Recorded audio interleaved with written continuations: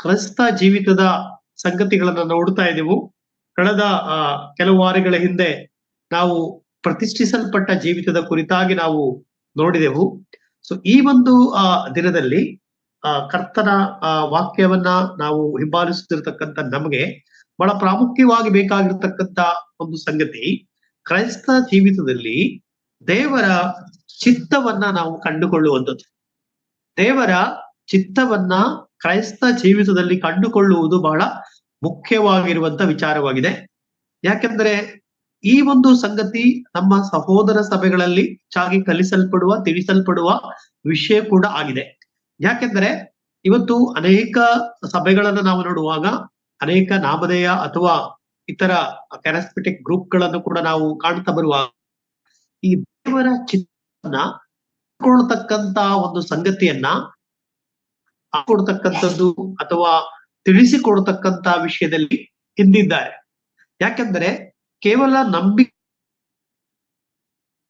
ಹೋಗ್ತಕ್ಕಂಥದ್ದಾಗಿದೆ ಎಂಬುದಾಗಿ ಹೇಳಿಕೊಂಡು ಹೋಗುವಾಗ ಮುಂದೆ ಬರ್ತಕ್ಕಂಥ ಸವಾಲುಗಳನ್ನ ಅನೇಕ ರೀತಿಯಾಗಿ ನಾವು ಎದುರಿಸುವ ಸಂದರ್ಭಗಳು ಬರ್ತಕ್ಕಂಥದ್ದಾಗಿದೆ. ಹಾಗಾಗಿ ಮನುಷ್ಯನ ವಿಷಯದಲ್ಲಿ ಆದಿ ಕಾಲದಿಂದಲೂ ನಾವು ವಿಚಾರ ಮಾಡ್ತಾ ಬರುವಾಗ ಸ್ವಂತದಾಗಿರ್ತಕ್ಕಂಥ ಮನಸ್ಸು, ಸ್ವಂತದಾಗಿರ್ತಕ್ಕಂಥ ಆಲೋಚನೆ, ಸ್ವಂತದಾಗಿರ್ತಕ್ಕಂಥ ಚಿತ್ತವನ್ನ ಹೊಂದಿಕೊಂಡು ಬಂದಿರತಕ್ಕಂಥ ಒಂದು ಸಂಗತಿಯನ್ನ ನಾವು ನೋಡ್ತಕ್ಕಂಥವರಾಗಿದ್ದೇವೆ.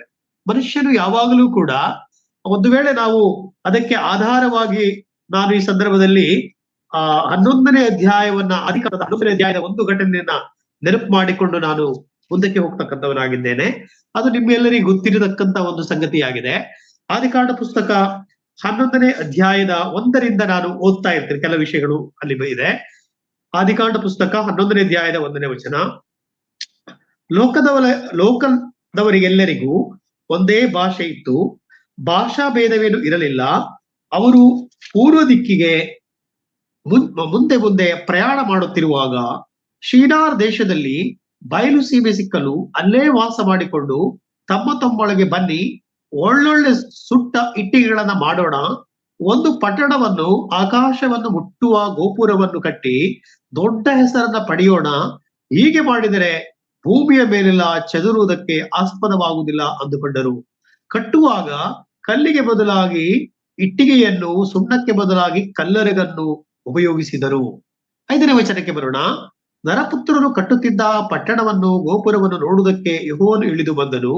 ನೋಡಿದ ಮೇಲಾತನು, ಇವನು ಒಂದೇ ಜನಾಂಗ, ಇವರೆಲ್ಲರಿಗೂ ಒಂದೇ ಭಾಷೆ, ಪ್ರಾರಂಭದಲ್ಲಿ ಇಷ್ಟು ದೊಡ್ಡ ಕೆಲಸ ಮಾಡುವರಾಗಿರಲು ಮುಂದೆ ಏನು ಆಲೋಚಿಸಿದರೂ ಇವರಿಗೆ ಅಸಾಧ್ಯವಲ್ಲ. ನಾವು ಇಳಿದು ಇವರಲ್ಲಿ ಒಬ್ಬರ ಮಾತು ಒಬ್ಬರಿಗೆ ತಿಳಿಯದಂತೆ ಇವರ ಭಾಷೆಯನ್ನ ತಾರುಮಾಡು ಮಾಡೋಣ ಬನ್ನಿ ಅಂದನು. ಬೇರೆ ನಾವು ಇಲ್ಲಿ ಈ ವಾಕ್ಯವನ್ನ ಓದುತ್ತಾ ಬರುವಾಗ ನೋಡ್ರಿ, ಮನುಷ್ಯರ ಒಂದು ಆಲೋಚನೆ ಆಕಾಶಕ್ಕೆ ಮುಟ್ಟತಕ್ಕಂತ ಒಂದು ಗೋಪುರವನ್ನ ಕಟ್ಟಲಿಕ್ಕೆ ಹೊರಡ್ತಾ ಇದ್ದಾರೆ. ಯಾಕೆಂದ್ರೆ ನಾವೆಲ್ಲರೂ ಒಟ್ಟಾಗಿ ಇದ್ಬಿಡೋಣ, ಒಂದೇ ಕಡೆ ಇದ್ಬಿಡೋಣ ಎಂತಕ್ಕಂತ ಒಂದು ಚಿತ್ತ ಆಲೋಚನೆ ನಾವು ಹಳೆ ಒಡಂಬಡಿಕೆ ಗ್ರಂಥವನ್ನ ಪ್ರಾರಂಭದ ಗ್ರಂಥದಲ್ಲಿ ನಾವು ಕಾಣ್ತಕ್ಕಂತ ಒಂದು ಸಂಗತಿಯಾಗಿದೆ. ಇಲ್ಲಿ ಮೊಟ್ಟ ಮೊದಲದಾಗಿ ಆದಾಮ ಮತ್ತು ಅವಳರ ಕುರಿತಾಗಿ ನಾವು ಗಮನಿಸ್ತೇವೆ. ಅವರ ವಿಷಯವಾಗಿ ದೇವರಿಗೆ ಅವರು ಅವಿಧೇಯರಾಗಿರ್ತಕ್ಕಂಥದ್ದು. ನಂತರ ಜನರ ಒಂದು ಸಂತತಿ ಬೆಳಿಲಿಕ್ಕೆ ಪ್ರಾರಂಭ ಆಯಿತು, ಜನಸಂಖ್ಯೆ ಹೆಚ್ಚಾಗಲಿಕ್ಕೆ ಪ್ರಾರಂಭ ಆಯಿತು. ಈ ಹಿನ್ನೆಲೆಯಲ್ಲಿ ನಾವು ಕಾಣ್ತಾ ಬರುವಾಗ ತಮ್ಮದೇ ಆಗಿರ್ತಕ್ಕಂಥ ಆಲೋಚನೆಯನ್ನ, ಯೋಚನೆಯನ್ನ ಅವರು ಹೊಂದಿಕೊಂಡು ಆಕಾಶದ ಎತ್ತರಕ್ಕೆ ಅವರು ಒಂದು ಗೋಪುರ ಕಟ್ಟಬೇಕೆಲ್ಲ ಆಲೋಚನೆ ಮಾಡ್ತಾರೆ. ಇದು ಯಾರ ಆಲೋಚನೆ ಅಂತ ಹೇಳಿದ್ರೆ ಅವರ ಆಲೋಚನೆ. ಆದ್ರೆ ದೇವರು ಮನುಷ್ಯನನ್ನ ಇಟ್ಟಿರ್ತಕ್ಕಂತ ಉದ್ದೇಶ ಅದಲ್ಲ. ಇವರೊಂದು ದೊಡ್ಡ ಗೋಪುರವನ್ನ ಕಟ್ಕೊಳ್ಳಿ ಅಥವಾ ಅವ್ರ ಇಷ್ಟದ ಪ್ರಕಾರವಾಗಿ ಅವರು ಜೀವನ ಮಾಡ್ಲಿ, ಹೇಗ್ ಬೇಕಾದ್ರೂ ಅವರು ಮುಂದುವರಿಲಿ ಹೇಳ್ತಕ್ಕಂತ ಒಂದು ಸಂಗತಿ ದೇವರ ಚಿತ್ತದಲ್ಲಿ ಇರಲಿಲ್ಲ. ಅದಕ್ಕೆ ಅವರ ಚಿತ್ತ, ಅವರ ಯೋಜನೆ, ಅವರ ಆಲೋಚನೆ ವಿಫಲವಾಯಿತು. ದೇವರು ಅವರನ್ನ ತಾರುಮಾರು ಮಾಡಿದೆ ಎಂಬುದಾಗಿ ನೋಡ್ತಕ್ಕಂಥವರಾಗಿದ್ದೇವೆ. ಅವರ ಪ್ಲಾನ್ ನಲ್ಲಿ ನೋಡುವಾಗ ಆಕಾಶಕ್ಕೆ ಎತ್ತರಕ್ಕೆ ನೋಡ್ರಿ, ಆವಾಗಿನ ಒಂದು ಜನರನ್ನ ನಾವು ವಿಶ್ಲೇಷಣೆ ಮಾಡುವಾಗ ನಮಗಿಂತಲೂ ಸ್ಟ್ರಾಂಗ್, ಈಗ ಆಧುನಿಕವಾಗಿರ್ತಕ್ಕಂಥ ತಂತ್ರಜ್ಞಾನ ಇತ್ಯಾದಿ ಬಂದಿರುವುದರಿಂದ ನಾವು ಮಾನಸಿಕವಾಗಿ ಒಂದು ವೇಳೆ ಸ್ಟ್ರಾಂಗ್ ಇದ್ರು ಕೂಡ ಅವತ್ತು ದೈಹಿಕವಾಗಿಯೂ ಅವರು ಮಾನಸಿಕವಾಗಿ ಎರಡರಲ್ಲಿಯೂ ಕೂಡ ಅವರು ಗಟ್ಟಿಯಾಗಿದ್ರು. ಅದರಿಂದ ಅವರ ಒಂದು ಆಲೋಚನೆ ಅದು ದೇವರಿಗೆ ಸರಿ ಬೀಳತಕ್ಕಂತ ಆಲೋಚನೆಗಳಾಗಿರ್ಲಿಲ್ಲ, ಮತ್ತು ದೇವರ ಆಲೋಚನೆಗೆ ಹೊಂದತಕ್ಕಂತ ಆಲೋಚನೆ ಅದಾಗಿರಲಿಲ್ಲ. ಬೇರೆ ಇವತ್ತು ನಾವು ದೇವರ ಚಿತ್ತವನ್ನ ಕಂಡುಕೊಳ್ಳತಕ್ಕಂಥದ್ದು ಮತ್ತು ದೇವರ ಆಲೋಚನೆಗಳಿಗೆ ಒಳಪಡ್ತಕ್ಕಂಥದ್ದು ವಿಶ್ವಾಸ ಜೀವಿತದಲ್ಲಿ ಅನೇಕ ಸಾರಿ ನಾವು ಅನೇಕ ವಿಷಯಗಳಿಗೆ ಪ್ರಾರ್ಥನೆ ಮಾಡ್ತೇವೆ, ನಾವು ಹೇಳಿದ ಹಾಗೆ ನೆರವೇರುವುದಿಲ್ಲ, ಅಥವಾ ನಮ್ಮ ಆಲೋಚನೆಯ ನಾವು ಒಂದು ಟಾರ್ಗೆಟ್ ಅನ್ನು ಹಾಕಿಕೊಂಡಿರ್ತೇವೆ, ಅದು ಹೀಗೇ ಆಗ್ಬೇಕು ಹೇಳುವಂತ ಯೋಚನೆಗಳನ್ನ ನಾವು ಮಾಡ್ಕೊಂಡಿರ್ತೇವೆ. ಆದರೆ ಅದ್ಯಾವುದು ಒಂದು ವೇಳೆ ದೇವರ ಚಿತ್ತವಿಲ್ಲದಿದ್ದರೆ ನೆರವೇರತಕ್ಕಂತ ವಿಷಯಗಳು ಆಗಿರುವುದಿಲ್ಲ. ಅದರಿಂದ ವಿಶ್ವಾಸಿಗಳಾಗಿರ್ತಕ್ಕಂಥ ನಾವುಗಳು ಯಾವ್ಯಾವ ಸಂದರ್ಭಗಳಲ್ಲಿ ದೇವರ ಚಿತ್ತವನ್ನು ನಾವು ನೆರವೇರಿಸಬೇಕಾಗಿರ್ತಕ್ಕಂಥವರಾಗಿದ್ದೇವೆ, ನಾವು ಏನನ್ನ ಅರ್ಥ ಮಾಡಿಕೊಂಡು ಮುಂದಕ್ಕೆ ಹೋಗ್ಬೇಕು ಹೇಳ್ತಕ್ಕಂಥ ಸಂಗತಿಗಳನ್ನ ನಾವು ಕಲಿಯಬೇಕಾಗಿದೆ. ಯಾಕೆ ನಾವು ಈ ಒಂದು ಸಂಗತಿಗಳನ್ನ ತಿಳ್ಕೊಳ್ಳಬೇಕು, ಯಾವ ಉದ್ದೇಶಕ್ಕಾಗಿ ನಾವು ದೇವರ ಚಿತ್ತವನ್ನ ನಾವು ಅರ್ಥೈಸಿಕೊಳ್ಳಬೇಕು, ತಿಳ್ಕೊಳ್ಳಬೇಕು, ನಮ್ಮ ಜೀವನದಲ್ಲಿ ಅದನ್ನ ಅಳವಡಿಸಿಕೊಂಡು ಹೋಗಬೇಕು. ಮತ್ತು ಹಾಗೆ ಅಳವಡಿಸಿಕೊಂಡು ಹೋಗ್ಬೇಕಾದ್ರೆ ಈ ದೇವರ ಚಿತ್ತವನ್ನ ಹೇಗೆ ನಾವು ಕಂಡುಕೊಳ್ಳುವಂಥದ್ದು, ಅದಕ್ಕೆ ಮಾರ್ಗ ದೇವರು ಏನಿಟ್ಟಿದ್ದಾನೆ, ಈ ಎಲ್ಲಾ ಸಂಗತಿಗಳನ್ನ ಒಂದೊಂದಾಗಿ ಕೆಲವು ವಿಷಯಗಳನ್ನ ನಾವು ನೋಡುತ್ತಾ ಮುಂದಕ್ಕೆ ನಾವು ಸಾಗೋಣ. ನನ್ನೊಂದಿಗೆ ಮೊಟ್ಟ ಮೊದಲದಾಗಿ ನಾವು ನಮ್ಮ ಕರ್ತನಾದ ಯೇಸು ಕ್ರಿಸ್ತನ ಕುರಿತಾಗಿಯೇ ನಾವು ಆಲೋಚನೆ ಮಾಡುವಾಗ, ಅಲ್ಲಿ ಇಬ್ರಿಯ ಪತ್ರಿಕೆ 10ನೇ ಅಧ್ಯಾಯದ 7ನೇ ವಚನ ನಾವು ನೋಡುವಾಗ, ಆಗ ನಾನೀಗೋ ದೇವರೇ ನಿನ್ನ ಚಿತ್ತವನ್ನು ನೆರವೇರಿಸುವುದಕ್ಕೆ ಬಂದಿದ್ದೇನೆ. ಸ್ವಾಮಿ ಅಲ್ಲಿ ಇಬ್ರಿಯ ಪತ್ರಿಕೆ ಅಷ್ಟು ಮಾತ್ರವಲ್ಲ, ಮತ್ತಾಯನ ಬರೆದ ಸುವಾರ್ತೆ, ಮಾರ್ಕನ ಬರೆದ ಸುವಾರ್ತೆ, ಹೀಗೆ ಸುವಾರ್ತೆಗಳಲ್ಲೂ ಕೂಡ ನಾವು ಕಾಣ್ತಾ ಬರತಕ್ಕಂಥದ್ದು, ನಿನ್ನ ಚಿತ್ತವೇ ನೆರವೇರಲಿ, ನನ್ನ ಚಿತ್ತದಂತಾಗದೆ ನಿನ್ನ ಚಿತ್ತದಂತೆ ಆಗಲಿ ಎಂಬುದಾಗಿ ಕರ್ತನಾದ ಯೇಸು ಕ್ರಿಸ್ತನು ಪ್ರಾರ್ಥನೆ ಮಾಡುವಾಗ ಕೇಳಿಕೊಂಡನು. ಅದರಿಂದ ನಾವು ನೋಡುವಾಗ ದೇವರ ಚಿತ್ತ ಕರ್ತನಾದ ಯೇಸು ಕ್ರಿಸ್ತನ ವಿಷಯದಲ್ಲಿ ಏನಿತ್ತಂತ ಹೇಳಿದ್ರೆ, ಇಲ್ಲಿ ಆತನು ಮಾನವನಾಗಿ ಬಂದು ನಮ್ಮೆಲ್ಲರ ಪಾಪದ ನಿಮಿತ್ತವಾಗಿ ತನ್ನ ದೇಹವನ್ನ, ತನ್ನ ರಕ್ತವನ್ನ ಭೂಮಿಗೆ ಸುರಿಸಬೇಕು ಹೇಳ್ತಕ್ಕಂತ, ಅರ್ಪಿಸಬೇಕು ಹೇಳ್ತಕ್ಕಂತ ಒಂದು ಉದ್ದೇಶವನ್ನ ದೇವರಿಟ್ಟುಕೊಂಡವನಾಗಿದ್ದನು. ಹಾಗಾಗಿ ನಾವು ನೋಡುವಾಗ ಕರ್ತನಾದ ಯೇಸು ಕ್ರಿಸ್ತನು ತಂದೆಯ ಚಿತ್ತಕ್ಕೆ ಆತನು ತನ್ನನ್ನ ಒಪ್ಪಿಸಿಕೊಟ್ಟವನಾಗಿದ್ದನು ಎಂಬುದಾಗಿ ನಾವು ನೋಡತಕ್ಕಂಥವರಾಗಿದೆ. ಇನ್ನು ಚಿತ್ತವನ್ನ ನಾವು ನೆರವೇರಿಸುವುದಕ್ಕೆ ಬಂದವನಾಗಿದ್ದೇನೆ ಎಂಬುದಾಗಿ ನಾವು ನೋಡತಕ್ಕಂಥವರಾಗಿದ್ದೇವೆ. ಹಾಗೆ ದೇವರು ಹಳವಡಂಬಡಿಕೆಯ ಒಂದು ವೇಳೆ ಕ್ರಮವನ್ನ ದೇವರು ಅದೇ ಸಾಕು ಎಂಬುದಾಗಿ ಅಂದ್ಕೊಳ್ಳಿಲ್ಲ. ನೋಡ್ರಿ, ಹಳವಡಂಬಡಿಕೆಯಲ್ಲಿ ಇಸ್ರಾಯೇಲ್ ಮಕ್ಕಳನ್ನ ಅಷ್ಟು ಮಾತ್ರ ಅವರು ಮಾತ್ರ ರಕ್ಷಣೆ ಹೊಂದಿಕೊಂಡು, ಅಥವಾ ಅವರು ಮಾತ್ರ ನನ್ನ ಕಡೆಗೆ ಇದ್ಕೊಂಡಿರಲಿ ಸಾಕು ಎಂಬುದಾಗಿ ದೇವರ ಚಿತ್ತದಲ್ಲಿ ಇರ್ಲಿಲ್ಲ. ನೋಡ್ರಿ, ದೇವರ ಚಿತ್ತದಲ್ಲಿ ನಾವೆಲ್ಲರೂ ಇದ್ದೇವೆ.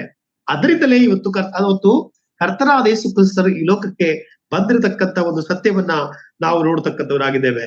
ಸೊ ಅದರಿಂದ ದೇವರ ಒಂದು ಚಿತ್ತ, ಒಂದು ವೇಳೆ ನಾವು ಅದಕ್ಕೆ ನೀಲಿ ನಕ್ಷೆಯಾಗಿ ನಾವು ಕಾಣುವಾಗ, ಕರ್ತನು ಮುಂದೆ ಇಟ್ಟಿರ್ತಕ್ಕಂತ ಸಂಗತಿಗಳನ್ನ ಮಾನವರಾದ ನಮ್ಮೆಲ್ಲರ ಕುರಿತಾಗಿಟ್ಟಿರ್ತಕ್ಕಂತ ಒಂದು ಚಿತ್ತ, ಅದು ನಮ್ಮ ನಿಮಿತ್ತವಾಗಿ ನಮಗೋಸ್ಕರವಾಗಿ ಆತನು ಸಿದ್ಧ ಮಾಡಿಕೊಟ್ಟಿರ್ತಕ್ಕಂತ ಒಂದು ಸಂಗತಿಯಾಗಿದೆ. ಆತನಿಗೆ ನಾವು ಒಳಪಡಬೇಕು, ಆತನ ಚಿತ್ತಕ್ಕೆ ನಾವು ಒಳಪಡಬೇಕು ವಿನಃ ನಮ್ಮದೇ ಆಗಿರ್ತಕ್ಕಂಥ ಆಲೋಚನೆ, ನಮ್ಮದೇ ಆಗಿರ್ತಕ್ಕಂಥ ಮಾರ್ಗಕ್ಕೆ ಅವಕಾಶ ಇಲ್ಲ. ಅದನ್ನ ನಾವು ವಿಶ್ವಾಸಿಗಳಾಗಿರ್ತಕ್ಕಂಥ ನಾವು ಕಲಿಯಬೇಕಾಗಿರ್ತಕ್ಕಂಥವರಾಗಿದೆ. ನಮ್ಮ ಎಲ್ಲರ ಉದ್ದೇಶಗಳು ಏನಾಗಿರ್ತದೆ, ನಾವು ಯೇಸು ಸ್ವಾಮಿಯ ಮೇಲೆ ನಂಬಿಕೆ ಇಟ್ಟಿರತಕ್ಕಂತ ಒಂದು ಸಂದರ್ಭ ಬಂದಾಗ ಹೀಗೆ ಆಗಬೇಕು, ಒಂದು ಮನೆಯನ್ನ ಕಟ್ಟಿಕೊಳ್ಬೇಕು, ಒಂದು ದೊಡ್ಡ ಉದ್ಯೋಗವನ್ನ ಹಿಡ್ಕೊಳ್ಬೇಕು, ಅಥವಾ ಈ ಕೆಲವು ಆಲೋಚನೆಗಳನ್ನ ನಾವು ಹೊಂದ್ಕೊಂಡಿರ್ತೇವೆ, ನಾವು ಹೀಗೇ ಮುಂದುಕೊಂಡು ಹೋಗ್ಬೇಕು ಹೇಳುವಂಥದ್ದು. ಆದ್ರೆ ದೇವರ ಉದ್ದೇಶ ಅದಲ್ಲ. ನಾವು ಎಷ್ಟೋ ದೊಡ್ಡ ಆಲೋಚನೆಗಳನ್ನ ಹೊಂದಿಕೊಂಡಿದ್ರು ಕೂಡ ಅದರ ಯಶಸ್ಸನ್ನ ನಾವು, ಅಥವಾ ನಮ್ಮದೇ ರೀತಿಯಲ್ಲಿ ಅದನ್ನ ನಾವು ಯಶಸ್ಸುಗೊಳಿಸಬೇಕಾದ್ರೆ ಅದರಲ್ಲಿ ದೇವರ ಚಿತ್ತ ಇದ್ದಾಗ ಮಾತ್ರವೇ ಸಾಧ್ಯ. ಸೊ ಹಾಗಾಗಿ ನಾವು ನೋಡ್ತಾ ಬರುವಾಗ ಸ್ಥಿರವಾದ, ನೋಡ್ರಿ, ಅದಕ್ಕೆ ಇಬ್ರಿಯ ಪತ್ರಿಕೆ 12ನೇ ಅಧ್ಯಾಯದ 2ನೇ ವಚನದಲ್ಲಿ ನಾವು ಕಾಣುವಾಗ, ನಮಗೆ ನೇಮಕವಾದ ಓಟವನ್ನ ಸ್ಥಿರ ಚಿತ್ತದಿಂದ ಓಡೋಣ ಎಂಬುದಾಗಿ. ಈ ವಿಶ್ವಾಸಿಗಳ ಒಂದು ಜೀವನದಲ್ಲಿ ಸ್ಥಿರ ಚಿತ್ತ ಬೇಕಾಗಿರುವಂತದ್ದಾಗಿದೆ. ಹಾಗಾಗಿ ಈ ಸ್ಥಿರ ಚಿತ್ತವನ್ನ ನಾವು ಅರ್ಥ ಮಾಡಿಕೊಂಡು ಹೋಗಬೇಕಾಗಿರ್ತಕ್ಕಂಥದ್ದಾಗಿದೆ. ನಂಬಿಕೆ ಜೀವಿತದಲ್ಲಿ ಇದಿಲ್ಲದಿದ್ರೆ ಹಿನ್ನಡೆ ಆಗ್ತದೆ. ಯಾಕಂದ್ರೆ ಅನೇಕರು ಯಾವುದೋ ಸಿಗ್ಲಿಲ್ಲ ಹೇಳುವಂತ ಉದ್ದೇಶಕ್ಕಾಗಿ, ಅಥವಾ ದೇವರು ನಮ್ಮ ಪ್ರಾರ್ಥನೆ ಕೇಳಲಿಲ್ಲ ಹೇಳ್ತಕ್ಕಂಥ ಉದ್ದೇಶಕ್ಕೋಸ್ಕರ, ಅಥವಾ ನನಗೆ ಸ್ವಸ್ಥವಾಗ್ಲಿಲ್ಲ, ಅಥವಾ ನನಗೆ ಲೋಕದ ಆಶೀರ್ವಾದಗಳು ಸಿಗಲಿಲ್ಲ, ಅಥವಾ ಈ ಸಭೆಗೆ ಹೋದುದರಿಂದ ನನಗೆ ಯಾವ ಆಶೀರ್ವಾದಗಳು ಆಗಲಿಲ್ಲ, ಲೋಕದ ದೃಷ್ಟಿಯಲ್ಲಿ ನಾನು ಇನ್ನೂ ಕೂಡ ಹಿನ್ನಡೆಯಾಗಿದೆ, ಇತ್ಯಾದಿಯಾಗಿ ಅನೇಕರು ಆಲೋಚನೆ ಮಾಡ್ತಕ್ಕಂಥವರಾಗಿರ್ತಾರೆ. ಸೊ ಹಾಗಾಗಿ ಈ ನಂಬಿಕೆ ಜೀವಿತದಲ್ಲಿ ಸ್ಥಿರವಾಗಿರ್ತಕ್ಕಂಥ ಚಿತ್ತವನ್ನ ವಿಶ್ವಾಸಿಗಳಾಗಿರ್ತಕ್ಕಂಥ ನಾವುಗಳು ಹೊಂದಿರಬೇಕಾಗಿರ್ತಕ್ಕಂಥದ್ದಾಗಿದೆ. ವಿಶ್ವಾಸಿಗಳಾಗಲಿ, ಸುವಾರ್ತಿಕರಾಗಲಿ, ಸಂಘಗಳಾಗಲಿ, ಬೋಧಕರಾಗಲಿ, ಇದು ಎಲ್ಲರಿಗೂ ಅನ್ವಯವಾಗ್ತಕ್ಕಂಥ ಒಂದು ಸಂಗತಿಯಾಗಿದೆ.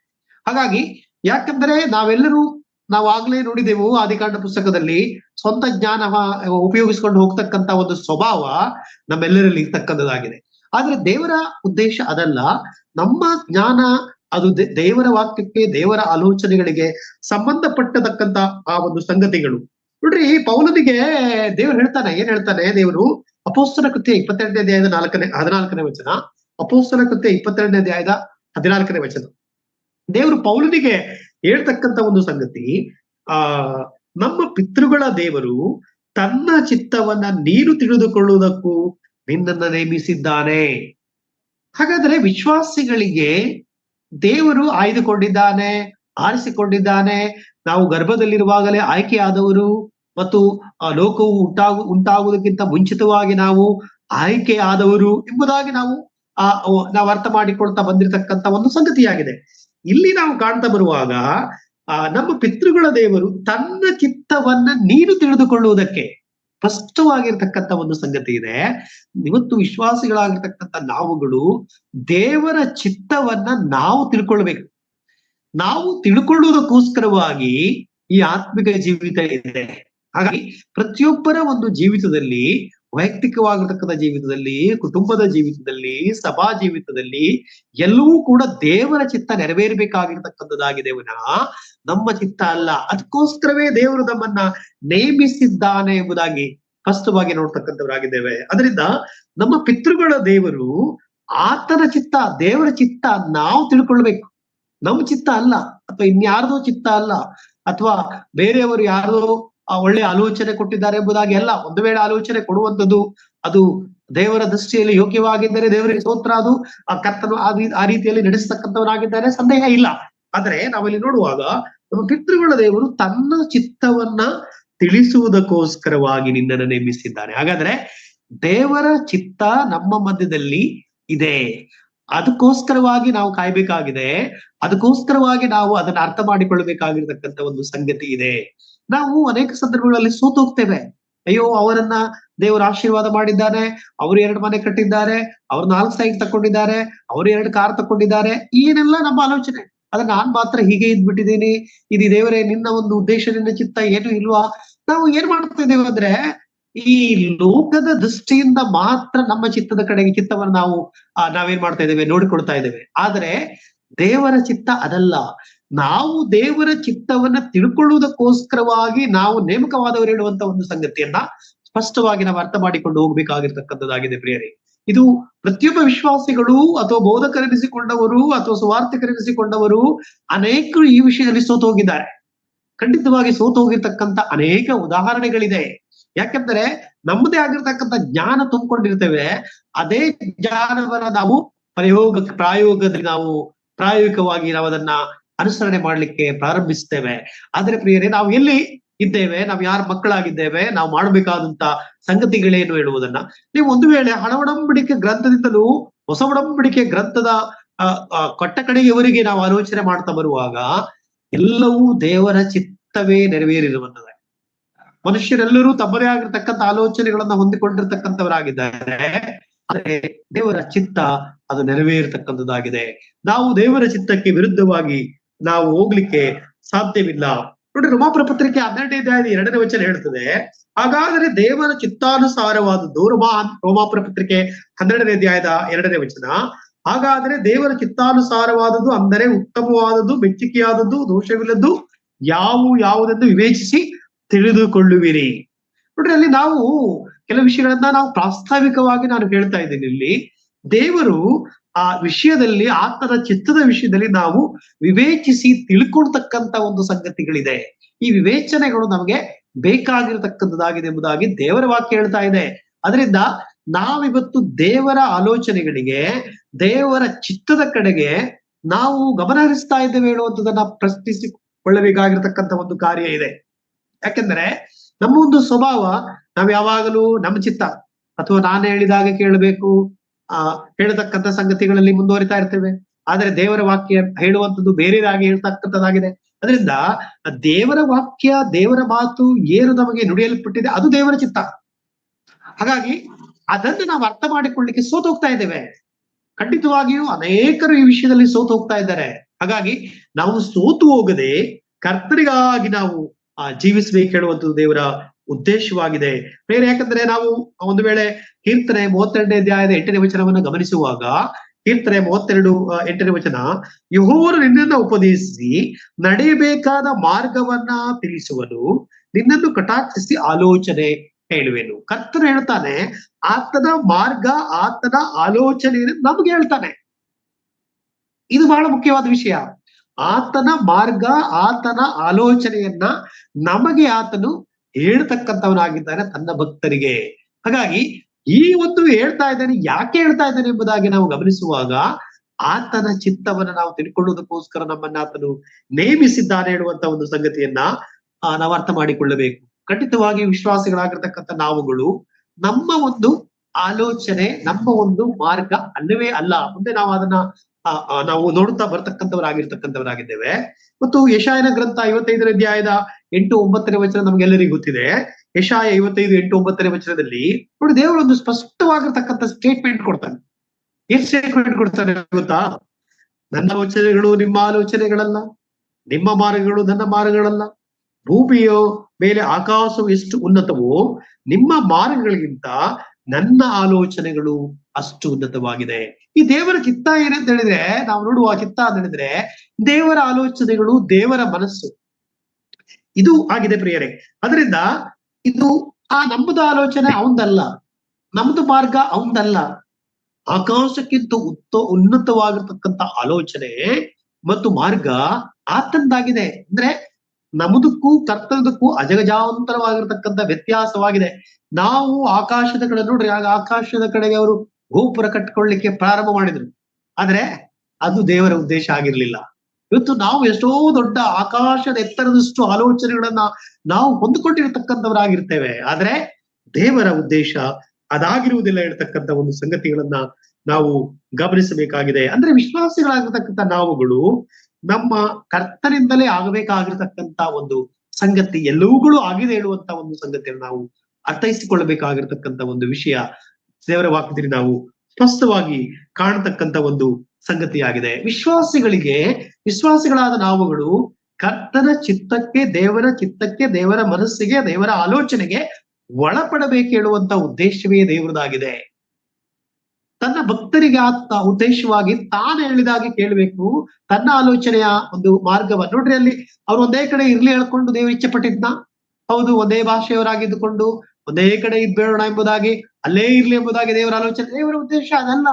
ಎಲ್ಲಾ ಕಡೆ ಪ್ರಪಂಚದಾದ್ಯಂತ ಭೂಮಿ ಸೃಷ್ಟಿ ಮಾಡಿದಂತ ಕರ್ತನು, ಆತನ ಸೃಷ್ಟಿ ಭೂಮಿಯನ್ನ ಹರಡಿದಂತ ಕರ್ತನು ಎಲ್ಲ ಕಡೆಯಲ್ಲಿ ವಿಸ್ತಾರವಾಗಿ ಮನುಷ್ಯನು ಹರಡಿಕೊಳ್ಳಾಗಿ ದೇವರ ಉದ್ದೇಶ.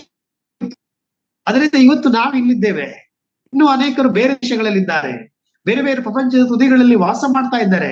ಒಂದು ವೇಳೆ ದೇವರು ಹಾಗೆ ಬಿಟ್ಬಿಟ್ಟಿದ್ರೆ ಏನಾಗ್ತಾ ಇತ್ತು? ಈ ಭಾರತ ದೇಶ ಇರ್ತಾ ಇತ್ತೋ ಏನೋ ಗೊತ್ತಿಲ್ಲ. ಒಂದು ವೇಳೆ ದೇವರು ಹೌದು ನೀವು ಮಾಡಿದ್ದು ಸರಿ ಇದೆ, ಅದರಿಂದ ನೀವು ಇಲ್ಲೇ ಇದ್ಬಿಡ್ರಿ ಒಂದೇ ಕಡೆ ಎಂಬುದಾಗಿ ಹೇಳಿದ್ರೆ, ಆದ್ರೆ ದೇವರ ಆಲೋಚನೆ ಅದಾಗಲಿಲ್ಲ ಪ್ರಿಯ. ಅದರಿಂದ ಗಮನಿಸಿ ಬರುವಾಗ ಇವತ್ತು ನಾವು ಕೂಡ ವಿಶ್ವಾಸಿಗಳಾಗಿರ್ತಕ್ಕಂಥ ನಾವುಗಳು ಅರ್ಥೈಸಿಕೊಳ್ತಕ್ಕಂಥ ಅನೇಕ ಸಂಗತಿಗಳಿದೆ. ನಾವಿವತ್ತು ಕರ್ತನಿಗೆ ಒಳಪಟ್ಟ ಮಾರ್ಗದಲ್ಲಿ ನಾವು ಹೋಗಬೇಕಾಗಿದೆ. ಯೆಶಾಯನ ಗ್ರಂಥ 30:20ನೇ ವಚನದಲ್ಲಿ ನೋಡ್ತೇವೆ. ಯೆಶಾಯನು ಬರೆದ ಪ್ರವಾದನೆ ಗ್ರಂಥ 30:21ನೇ ವಚನದಲ್ಲಿ, ನೀವು ಬಲಕ್ಕಾಗಲಿ ಎಡಕ್ಕಾಗಲಿ ತಿರುಗಿಕೊಳ್ಳದೆ ಇದೇ ಮಾರ್ಗದಲ್ಲಿ ನಡೆಯಿರಿ ಎಂದು ನಿಮ್ಮ ಹಿಂದೆ ಆಡುವ ಮಾತು ನಿಮ್ಮ ಕಿವಿಗೆ ಬೀಳುವುದು. ನಾವು ಗಮನಿಸ್ತಾ ಬರುವಾಗ ನಮ್ಗೆ ಬಲಕ್ಕಾಗಲು ಎಡಕ್ಕಾಗಲು ತಿರುಗಿಕೊಳ್ಳುವಾಗ ಮಾರ್ಗ ಇದೆ ನಮ್ಗೆ. ಅದು ಕರ್ತನ ಮಾರ್ಗ, ಕರ್ತನ ಆಲೋಚನೆ. ಸೊ ಅದು ನಮ್ಮ ಮಧ್ಯದಲ್ಲಿರುವಾಗ ನಮ್ಮ ಆಲೋಚನೆಗಳಿಗೆ ಅವಕಾಶ ಇಲ್ಲ. ನಾವು ಯಾಕೆ ದೇವರ ಚಿತ್ತವನ್ನ ಕಂಡುಕೊಳ್ಳಬೇಕು, ತಿಳಿದುಕೊಳ್ಳಬೇಕೆಂಬ ಅದಕ್ಕಂತ ಸಂಗತಿ, ಯಾವ ಉದ್ದೇಶಕ್ಕೋಸ್ಕರವಾಗಿ ನಾವು ದೇವರನ್ನ ಈ ಲೋಕದಲ್ಲಿ ನಾವು ಜೀವನ ಮಾಡುವಾಗ ನಮ್ಮ ಜ್ಞಾನ, ನಮ್ಮ ತಿಳುವಳಿಕೆ, ಹಣದ ಪ್ರಾಬಲ್ಯ ಅಥವಾ ಒಂದು ವೇಳೆ ಇನ್ಫ್ಲುಯೆನ್ಸ್ ಈ ಎಲ್ಲಾ ಸಂಗತಿಗಳು ನಮ್ಮಲ್ಲಿ ಇದೆ ಎಂಬುದಾಗಿ ವಿಶ್ವಾಸಿಗಳಾಗಿರ್ತಕ್ಕಂಥ ನಾವುಗಳು ಖಂಡಿತವಾಗಿ ಜೀವಿಸಕ್ಕೆ ಸಾಧ್ಯವಲ್ಲ. ಯಾಕೆಂದರೆ ಕರ್ತನ ಚಿತ್ತ ಏನೆಂಬುದನ್ನು ನಾವು ಸ್ಪಷ್ಟವಾಗಿ ಅರ್ಥ ಮಾಡಿಕೊಳ್ತಕ್ಕಂಥ ಒಂದು ಜೀವಿತ ಇದಾಗಿದೆ. ಈ ಒಂದು ಜೀವಿತದಲ್ಲಿ ದೇವರ ಚಿತ್ತ ಏನೇ ನೋಡಿ, ಲೋಕದಲ್ಲಿ ಕರ್ತನಾದ ಯೇಸು ಕ್ರಿಸ್ತನು ಬಂದಾಗ ಆತನು ದೇವರ ಚಿತ್ತವನ್ನ ಆತನು ನೆರವೇರಿಸಲಿಕ್ಕೆ ಬಂದವನಾಗಿದ್ದೇನೆ ವಿನಃ ಆತನು ಮನುಷ್ಯ ಕುಮಾರನೆಂಬುದಾಗಿ ಹೇಳಿಕೊಂಡು ಆತನು ಬೇರೆದಾಗಿರ್ತಕ್ಕಂತ ಒಂದು ಗತಿಗಳಿಗೆ ಆತನು ಅವಕಾಶ ಕೊಡ್ಲಿಲ್ಲ. ಶಿಲುಬೆ ಮೇಲೆ ಮರಣವನ್ನ ಹೊಂದುವ ಆ ಕರ್ತನಾದ ಯೇಸು ಕ್ರಿಸ್ತನು ನೀನು ಶಿಲುಬೆಯಿಂದ ಕೆಳಗಡೆ ಇಳಿದು ಬಾ ಎಂಬುದಾಗಿ ಹೇಳುವಾಗ ಖಂಡಿತವಾಗಿ ಕೆಳಗಡೆ ಇಳಿದು ಬರ್ಲಿಕ್ಕೆ ಸಾಧ್ಯತೆ ಇತ್ತು, ಆದರೆ ಇಳಿದು ಬರಲಿಲ್ಲ. ಯಾಕೆಂದರೆ ದೇವರ ಚಿತ್ತ ಅದಾಗಿರಲಿಲ್ಲ.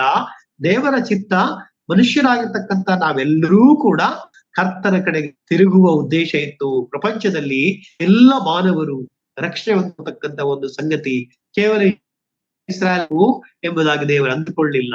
ಲೋಕದ ಕಟ್ಟ ಕಡೆಗಿರ್ತಕ್ಕಂಥ ಎಲ್ಲ ಮಾನವರು ತನ್ನ ಕಡೆಗೆ ಬರಬೇಕು ಹೇಳ್ತಕ್ಕಂಥ ಉದ್ದೇಶವನ್ನ ಆತನು ಹೊಂದಿದವನಾಗಿದ್ದನು. ಆದ್ದರಿಂದಲೇ ಆತನು ನೆರವೇರಿಸಿರ್ತಕ್ಕಂಥವನು ಆಗಿದ್ದಾರೆ ಪ್ರಿಯರೇ. ಅದರಿಂದ ನಾವು ನೋಡ್ತಾ ಬರುವಾಗ ನಾವು ವಿಶ್ವಾಸಿಗಳಾಗಿರ್ತಕ್ಕಂಥ ನಾವು ದೇವರ ಚಿತ್ತವನ್ನು ಯಾಕೆ ತಿಳಿದುಕೊಳ್ಳಬೇಕು ಹೇಳುವಂಥದ್ದನ್ನ ನಾವು ಅರ್ಥ ಮಾಡ್ತಾ ಬರುವಾಗ ನೋಡ್ರಿ, ಯೆರೆಮೀಯನ ಪ್ರವಾದನೆ ಗ್ರಂಥ 10ನೇ ಅಧ್ಯಾಯದ 23ನೇ ವಚನವನ್ನು ಗಮನಿಸುವಾಗ ಯೆರೆಮೀಯನ ಪ್ರವಾದನೆ ಗ್ರಂಥ 10ನೇ ಅಧ್ಯಾಯದ 23ನೇ ವಚನದಲ್ಲಿ ಮಾನವನ ಮಾರ್ಗವು ಅವನ ಸ್ವಾಧೀನದಲ್ಲಿಲ್ಲ ಎಂಬುದು ನನಗೆ ಗೊತ್ತು, ಮನುಷ್ಯನು ನಡೆದುಕೊಳ್ಳುತ್ತಾ ತನ್ನ ಹೆಜ್ಜೆಯನ್ನು ಇಡಲಾರನು.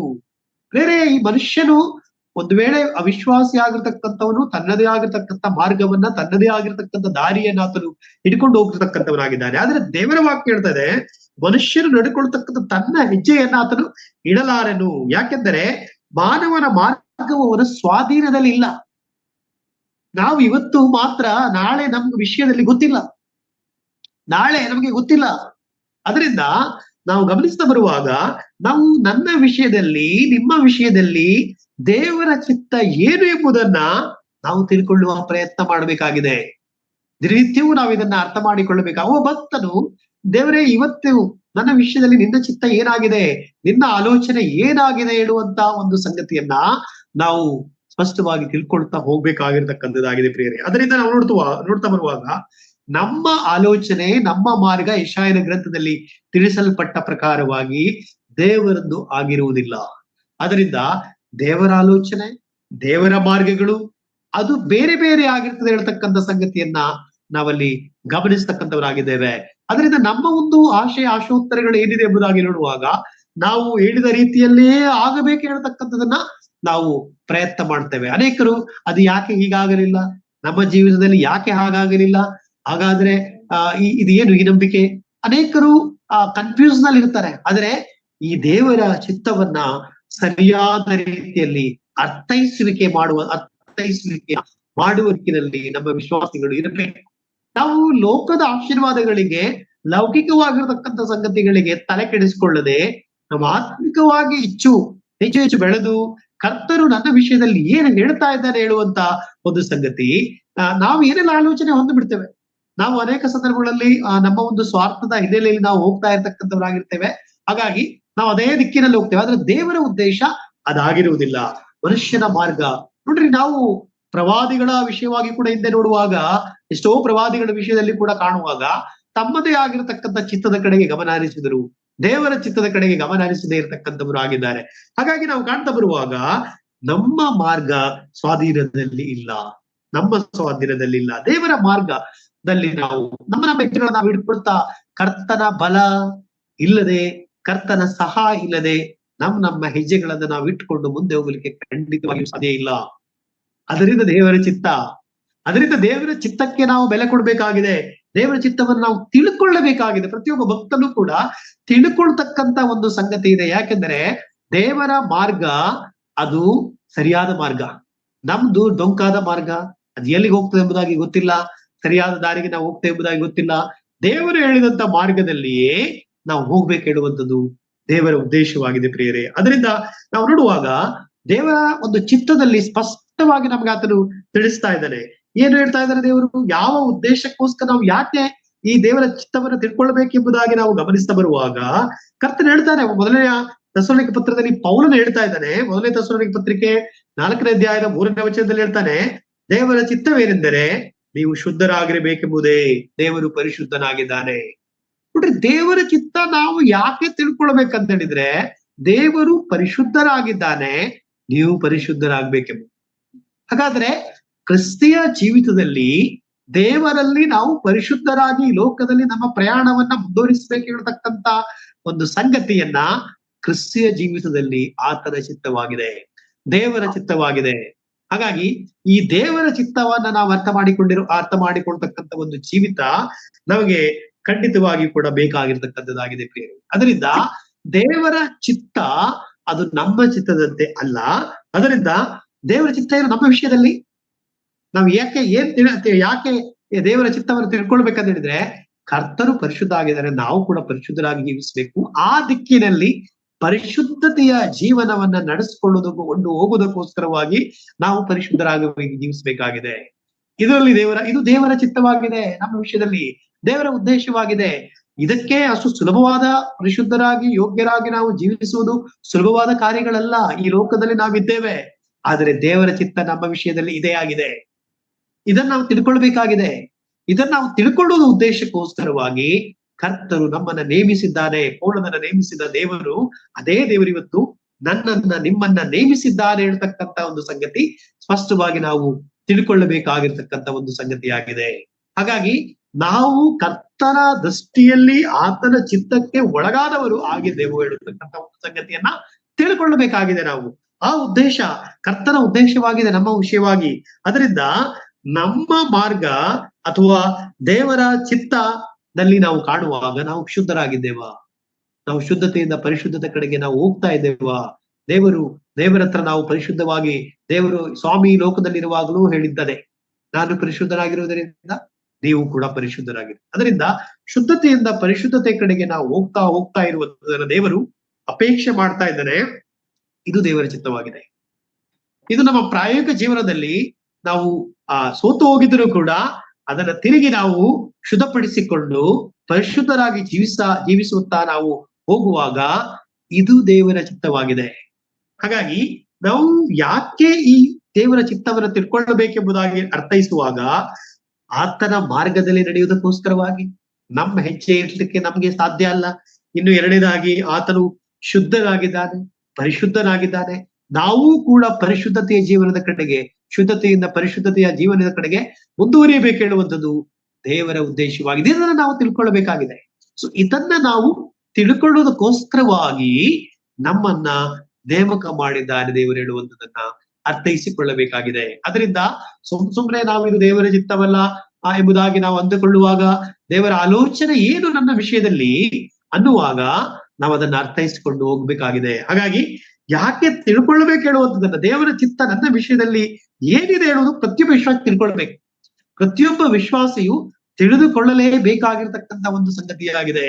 ಹಾಗಾಗಿ ದೇವರ ಚಿತ್ತ, ಯಾರು ರಕ್ಷಣೆ ಹೊಂದಿದ್ದಾರೋ, ಯಾರು ಕರ್ತನಲ್ಲಿದ್ದಾರೋ, ಯಾರು ನಿಜವಾಗಿರ್ತಕ್ಕಂಥ ರಕ್ಷಣೆ ಅನುಭವದಲ್ಲಿದ್ದಾರೋ ಅವರೆಲ್ಲರೂ ನನ್ನ ಚಿತ್ತಕ್ಕೆ ಒಳಗಾಗಬೇಕು ಹೇಳುವಂಥದ್ದು ದೇವರ ಉದ್ದೇಶವಾಗಿದೆ. ಹಾಗಾಗಿ ನಾವು ತಿಳ್ಕೊಳ್ಬೇಕಾಗಿದೆ ಇದನ್ನ.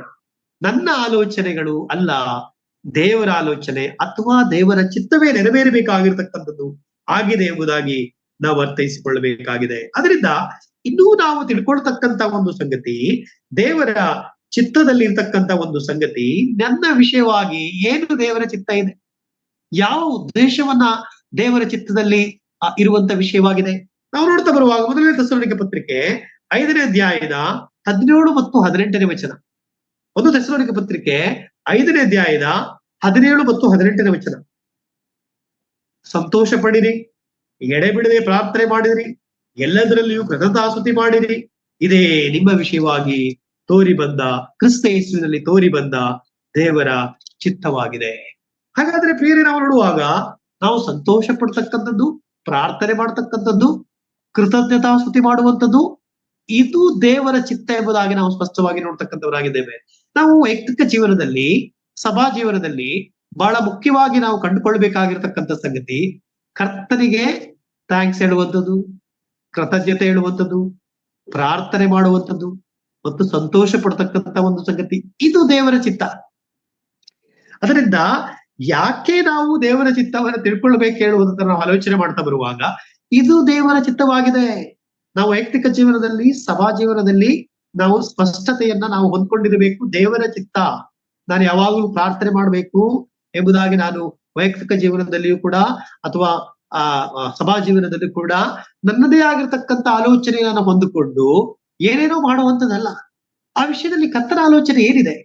ಇವತ್ತು ನಾನು ಸಭೆಯಲ್ಲಿದ್ದೇನೆ, ನನ್ನಷ್ಟಕ್ಕೆ ನಾನೇ ಹೊರಟು ಹೋಗ್ಬಿಡುದು, ನಾನು ನನಗೆ ನನಗಿಂತಲೂ ಎಲ್ಲರೂ ನಾನೇ ಜಾಸ್ತಿ ತಿಳಿದವನಾಗಿದ್ದೇನೆ ಎಂಬುದಾಗಿ ಹೇಳಿಕೊಂಡು ಈ ಸೇವೆಯನ್ನ ಬಿಟ್ಟು ನಾನು ಹೊರಟು ಹೋಗ್ಬಿಟ್ರೆ, ನಾನು ಸಭಾ ಹಿರಿಯರಾಗಿ ಸೇವೆಯನ್ನ ಸಂಪೂರ್ಣವಾಗಿ ಬಿಟ್ಟು ಹೊರಟು ಹೋಗ್ಬಿಟ್ರೆ, ನಾನು ಹೊರಟು ಹೋಗ್ಬಿಡ್ತೀನಿ ಅಂತ ಹೇಳಿದ್ರೆ ಅದು ದೇವರ ಚಿತ್ತನ? ಏನೋ ಒಂದು ಸಮಸ್ಯೆ ಆಯ್ತು ನನ್ನ ಜೀವನದಲ್ಲಿ ಎಂಬುದಾಗಿ ಹೇಳ್ಕೊಂಡು ನಾನು ಸಮಸ್ಯೆ ಆಯ್ತು, ನಾನು ಹಿಂದೆ ಕುತ್ಕೊಳ್ಲಿಕ್ಕೆ ಆಗೋದಿಲ್ಲ ನನಗೆ, ನಾನು ಹೊರಟು ಬಿಡೋಣ, ಅದು ದೇವರ ಚಿತ್ತ ಅಲ್ಲವೇ ಅಲ್ಲ. ದೇವರ ವಾಕ್ಯ ನಾವು ಕೃತಜ್ಞತೆ ಸಲ್ಲಿಸುವುದು, ಪ್ರಾರ್ಥನೆ ಮಾಡುವಂತದನ್ನ ನಮ್ಮ ಮಧ್ಯದಲ್ಲಿಟ್ಟಿದ್ದಾನೆ.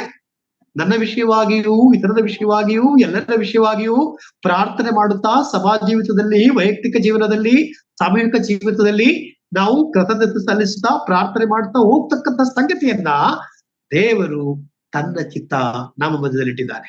ಇದನ್ನ ನಾವು ತಿಳ್ಕೊಳ್ತಾ ಇಲ್ಲ. ನಾನೇ ಹೆಚ್ಚು ಇದಾಗಿದ್ದೇನೆ, ನಾನು ಹೆಚ್ಚು ಸೇವೆ ಮಾಡ್ತಾ ಇದ್ದೀನಿ, ಹೆಚ್ಚು ವಾಕ್ಯ ಬೋಧನೆ ಮಾಡ್ತಾ ಇದ್ದೀನಿ, ಅದು ನನಗಿಂತಲೂ ಯಾರು ಇಲ್ಲ. ಇದೆಲ್ಲ ದೇವ್ರಿಗೆ ಬೇಕಾಗಿಲ್ಲ.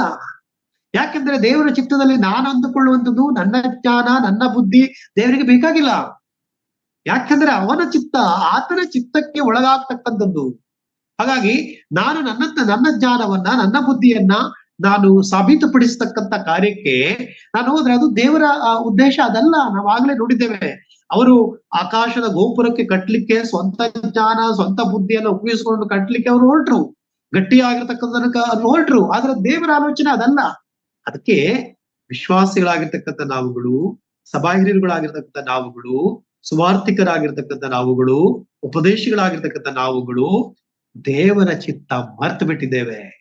ನನ್ನ ವಿಷಯದಲ್ಲಿ ಏನಾಗಿದೆ ದೇವರ ಚಿತ್ತ ಎಂಬುದನ್ನ ನಾವು ಮರೆತು ಸ್ವಪ್ರತಿಷ್ಠೆ, ನನ್ನ ನಾನತ್ವ ಇದೆಲ್ಲ ಸೇರಿಕೊಂಡು ದೇವರ ಚಿತ್ತವನ್ನ ಮರೆತು ಬಿಟ್ಟಂತ ಒಂದು ಸನ್ನಿವೇಶಕ್ಕೆ ನಾವು ಬಂದು ನಿಂತಿದ್ದೇವೆ. ಸೊ ಅದು ಕರ್ತನು ಅಪೇಕ್ಷೆ ಮಾಡ್ತಕ್ಕಂಥದ್ದಲ್ಲ. ಕರ್ತನ ಚಿತ್ತ ಅದಲ್ಲ. ಕರ್ತನ ಚಿತ್ತ ನಾವ್ ಏನ್ ಮಾಡಬೇಕು ಅದನ್ನ ಕ್ರಮವಾಗಿ ಮಾಡಿಕೊಂಡು ಹೋಗ್ತಕ್ಕಂಥ ಒಂದು ಸಂಗತಿಯನ್ನ ಕರ್ತನ ಅಪೇಕ್ಷೆ ಮಾಡ್ತಕ್ಕಂಥವನಾಗಿದ್ದಾನೆ. ಅದಕ್ಕೆ ನಾವು ಅಳವಡಂಬಡಿಕೆಯಿದ್ದರೂ ದೇವರು ಅದನ್ನೇ ಅಪೇಕ್ಷೆ ಮಾಡ್ತಾ ಬಂದವನಾಗಿದ್ದಾನೆ. ಯಾರು ತನ್ನ ಚಿತ್ತಕ್ಕೆ ವಿರುದ್ಧವಾಗಿ ನಡೆದರೂ ಅಲ್ಲಿ ಖಂಡಿಸಿದ್ದಾನೆ ದೇವರು. ಹಾಗಾಗಿ ತನ್ನ ಚಿತ್ತಕ್ಕೆ ಒಳಗಾಗಬೇಕೆಂಬುದೇ ದೇವರ ಉದ್ದೇಶವಾಗಿದೆ. ನನ್ನ ನಿಮ್ಮ ಎಲ್ಲರ ವಿಷಯದಲ್ಲಿ ಕರ್ತನ ಒಂದು ಚಿತ್ತ ಏನಾಗಿದೆ ಅದು ನೆರವೇರಬೇಕಾಗಿರುವಂತದ್ದಾಗಿದೆ. ಹಾಗಾಗಿ ನನ್ನ ಉದ್ದೇಶಗಳು, ನನ್ನ ಸಂಗತಿಗಳು, ನನ್ನ ಜ್ಞಾನಕ್ಕೆ, ನನ್ನ ಬುದ್ಧಿಗೆ ಒಳಪಟ್ಟು ಜೀವಿಸುವಂತ ಒಂದು ಕಾರ್ಯ ಅಲ್ಲ ವಿಶ್ವಾಸಿಗಳ ಒಂದು ಜೀವಿತ. ಕರ್ತನು ಏನ್ ಹೇಳ್ತಾ ಇದ್ದಾನೆ, ಕರ್ತನು ನನಗೆ ಏನು ಕೆಲಸವನ್ನ ಕೊಟ್ಟಿದ್ದಾನೆ, ನಾನು ಮಾಡಬೇಕಾಗಿರ್ತಕ್ಕಂಥ ಕೆಲಸ ಏನು, ಇವೆಲ್ಲ ನಾನು ಮಾಡಬೇಕಾಗಿರ್ತಕ್ಕಂಥ ಒಂದು ಸಂಗತಿಯಾಗಿದೆ. ಹಾಗಾದ್ರೆ ಇನ್ನೂ ಒಂದು ವಿಷಯವನ್ನ ನಾನು ಮಾತನಾಡುವಾಗ, ಇನ್ನೂ ಒಂದು ವಿಷಯದ ಕಡೆಗೆ ನಾವು ಗಮನ ಹರಿಸುವಾಗ, ನಾವು ಒಳ್ಳೆ ನಡತೆಯನ್ನ ಕಟ್ಟಬೇಕು ಹೇಳುವುದು ದೇವರ ಚಿತ್ತ. ಒಳ್ಳೆ ನಡತೆ. ಸೊ ಒಳ್ಳೆಯ ನಡತೆಯನ್ನ ಲೋಕದಲ್ಲಿ ನಾವು ಕಟ್ಟಬೇಕು ಹೇಳ್ತಕ್ಕಂಥ ಒಂದು ಸಂಗತಿಯನ್ನ ನಮ್ಮ ವಿಷಯವಾಗಿ ದೇವರಿಟ್ಟಿದ್ದಾನೆ. ನೋಡ್ರಿ, ನನ್ನೊಂದಿಗೆ ಮೊದಲನೆಯ ಪೇತ್ರನ ಪತ್ರಿಕೆ 2ನೇ ಅಧ್ಯಾಯದ 15ನೇ ವಚನ. ಮೊದಲನೇ ಪೇತ್ರನ ಪತ್ರಿಕೆ 2ನೇ ಅಧ್ಯಾಯದ 15ನೇ ವಚನ. ಒಳ್ಳೆಯ ತಿಳಿಯದೆ ಮಾತನಾಡುವ ಮೂಢ ಜನರ ಬಾಯನ್ನ ಕಟ್ಟುವುದು ನೀವು ಒಳ್ಳೆ ನಡತೆಯಿಂದ ಕಟ್ಟಬೇಕೆಂಬುದು ದೇವರ ಚಿತ್ತ. ತಿಳಿಯದೆ ಮಾತಾಡುವ ಮೂಢ ಜನರ ಬಾಯನ್ನು ನೀವು ಒಳ್ಳೆ ನಡತೆಯಿಂದ ಕಟ್ಟಬೇಕೆಂಬುದೇ ದೇವರ ಚಿತ್ತವಾಗಿದೆ. ಹಾಗಾದ್ರೆ ನಾವು ಇದನ್ನ ತಿಳ್ಕೊಂಡಿದ್ದೇವೆ. ತಿಳಿಯದೆ ಮಾತನಾಡ್ತಕ್ಕಂಥ ಮೂಢ ಜನರ ಬಾಯನ್ನ ಕಟ್ಬೇಕಂತ ಹೇಳಿದ್ರೆ ಯಾವುದರಿಂದ? ಒಳ್ಳೆ ನಡತೆಯಿಂದ. ಒಳ್ಳೆ ನಡತೆಯಿಂದ. ಹಾಗಾಗಿ ಒಳ್ಳೆ ನಡತೆಯನ್ನ ಬಿಟ್ಟು ನಾವೇನ್ ಮಾಡ್ತಾ ಇದ್ದೇವೆ? ಪ್ರಭಗಂಡ ಅಂದ್ರೆ ಪ್ರಚಾರ ಕಾರ್ಯಕ್ರಮದಲ್ಲಿ, ಈ ಲೋಕದಲ್ಲಿ ಈ ಎಲೆಕ್ಷನ್ ಅಲ್ಲಿ ಚುನಾವಣೆ ಪ್ರಚಾರದ ಹಾಗೆ ವಿಶ್ವಾಸಿಗಳು ಪ್ರಚಾರ ಮಾಡ್ಲಿಕ್ಕೆ ನಂಬರ್ 1. ಪ್ರಚಾರ ಕಾರ್ಯದಲ್ಲಿ ತಪ್ಪಾದ ಸುಳ್ಳಾದ ರೀತಿಯಲ್ಲಿ ಎಲ್ಲೆಲ್ಲಿಯೋ ಏನೇನೋ ಸತ್ಯ ಹೇಳದೆ ಪ್ರಚಾರ ಮಾಡತಕ್ಕಂಥ ಕಾರ್ಯದಲ್ಲಿ ಇರ್ತೇವೆ. ಸತ್ಯವೇದ ಏನ್ ಹೇಳ್ತದೆ? ದೇವರು ನಿನ್ನ ವಿಷಯವಾಗಿ ಅಥವಾ ನಿಮ್ಮ ವಿಷಯವಾಗಿ, ನನ್ನ ವಿಷಯವಾಗಿ, ಪ್ರತಿಯೊಬ್ಬರ ವಿಷಯವಾಗಿ ದೇವರ ಚಿತ್ತ ಏನು?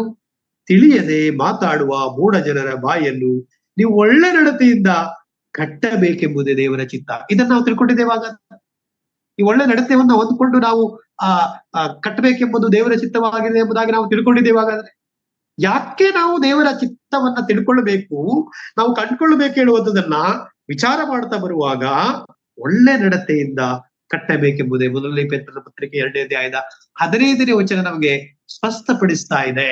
ಹಾಗಾದ್ರೆ ವಿಶ್ವಾಸಿಗಳು ದೇವರ ಚಿತ್ತವನ್ನ ಅರ್ಥೈಸಿಕೊಳ್ಳಬೇಕು, ತಿಳಿದುಕೊಳ್ಳಬೇಕು ಹೇಳುವಂತ ಒಂದು ಸ್ಪಷ್ಟತೆ ನಮಗೆ ಕೊಡ್ತಾ ಇದೆ, ದೇವರ ವಾಕ್ಯ ನಮಗೆ ಕೊಡ್ತಾ ಇದೆ.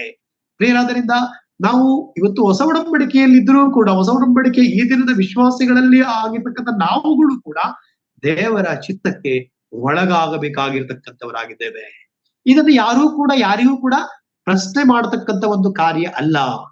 ನಾವು ಅನೇಕ ಸಂದರ್ಭಗಳಲ್ಲಿ ನಾವು ಟೀಕಿಸುತ್ತೇವೆ, ವಿಮರ್ಶಿಸುತ್ತೇವೆ, ಅನೇಕ ರೀತಿಯಾಗಿ ನಾವು ಮಾತನಾಡ್ತೇವೆ. ಆದ್ರೆ ದೇವರ ಚಿತ್ತ ಯಾರ ವಿಷಯದಲ್ಲಿ ಏನಿದೆ ಎನ್ನುವುದನ್ನ ನಾವು ಅರ್ಥೈಸಿಕೊಂಡಿರ್ಬೇಕು. ತಪ್ಪಾದ ರೀತಿಯಲ್ಲಿ ಹೋಗ್ಕೊಂಡು ಅದು ದೇವರ ಚಿತ್ತ ಹೇಳುವಂಥದ್ದಲ್ಲ. ತಪ್ಪಾದ ರೀತಿಯಲ್ಲಿ ಅಯ್ಯೋ ಇದು ಈ ಒಂದು ಸ್ಟೇಜಿಗೆ ಬಂದ್ಬಿಡ್ತದೆ ಎಂಬುದಾಗಿ ನನಗೆ ಗೊತ್ತಿಲ್ಲ, ನಾನು ಇಷ್ಟು ವರ್ಷಗಳು ನಾನು ಇಲ್ಲಿ ಸೇವೆ ಮಾಡಿದೆ, ನನ್ನಿಂದ ಈ ತರದ ಸಂಗತಿಗಳಾಗ್ಬಿಡ್ತು, ನಾನು ಇಲ್ಲಿಂದ ಹೋಗುವಂಥದ್ದು ದೇವರ ಚಿತ್ತನ್ನು, ಅದು ದೇವರ ಚಿತ್ತ ಅಲ್ಲ.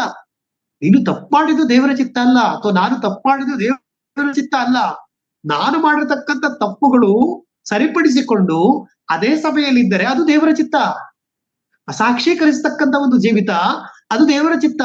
ಹಾಗಾಗಿ ನಾವಿವತ್ತು ತಪ್ಪಾದ ರೀತಿಯಲ್ಲಿ ತಿಳ್ಕೊಂಡು ಎಲ್ಲೆಲ್ಲಿಯೋ ಸಭೆಗಳಿಗೆ ಅಡ್ಡಾಡ್ಲಿಕ್ಕೆ ಹೋಗ್ಬಿಡ್ತೇವೆ. ಇಲ್ಲಿ ಸಮಸ್ಯೆ ಆದ್ರೆ ಅಲ್ಲಿ ಸಮಸ್ಯೆ ಆದ್ರೆ ಇನ್ನೊಂದು ಕಡೆ. ಇದು ಸಭಾ ಜೀವನದಲ್ಲಿ ನಾವು ಅನೇಕ ಸಂದರ್ಭಗಳಲ್ಲಿ ಕಾಣತಕ್ಕಂಥವರಾಗಿದ್ದೇವೆ. ಇದು ಸಭಾ ಜೀವನದಲ್ಲಾಗಲಿ ವೈಯಕ್ತಿಕ ಜೀವನದಲ್ಲಾಗಲಿ ಯಾವುದೇ ಒಂದು ಸಂದರ್ಭದಲ್ಲಿಯೂ ಕೂಡ ನಾವು ದೇವರ ಚಿತ್ತವನ್ನ ನಾವು ನೆರವೇರಿಸುವಂತ ಭಕ್ತರಾಗಬೇಕು. ಅದನ್ನ ನಾವು ತಿಳ್ಕೊಳ್ಬೇಕು. ನನ್ನ ಆಲೋಚನೆ ಇದೆಯಾ ಈ ವಿಷಯದಲ್ಲಿ, ನನ್ನ ಚಿತ್ತ ಇದೆಯಾ, ಅಥವಾ ದೇವರ ಚಿತ್ತ ಇದೆಯಾ, ಅಥವಾ ಇನ್ನೊಂದು ಬೇರೆಯವರು ಹೇಳಿಕೊಟ್ಟವರ ಚಿತ್ತ ಇದೆಯಾ? ಅನೇಕರು ತಪ್ಪಾದ ರೂಟನ್ನು ಹೇಳ್ಕೊಡ್ತಾರೆ, ಅದು ಅವರ ರೂಟ ಅಥವಾ ಕರ್ತನ ರೂಟ, ಇದು ನನ್ನ ರೂಟ. ಹಾಗಾಗಿ ಕರ್ತರ ರೂಟ್ ಆಗಿದ್ರೆ ಸರಿಯಾದ ರೂಟು, ನನ್ನ ರೂಟ್ ಆಗಿದ್ರೆ ಇನ್ನೊಬ್ಬರದ್ದು ಯಾರ್ದೋ ರೂಟ್ ಆಗಿದ್ರೆ ಅದು ತಪ್ಪಾದ ರೀತಿ. ನನ್ನದಾಗಿದ್ರು ತಪ್ಪು, ಬೇರೆಯವ್ರದಾದ್ರೂ ತಪ್ಪು.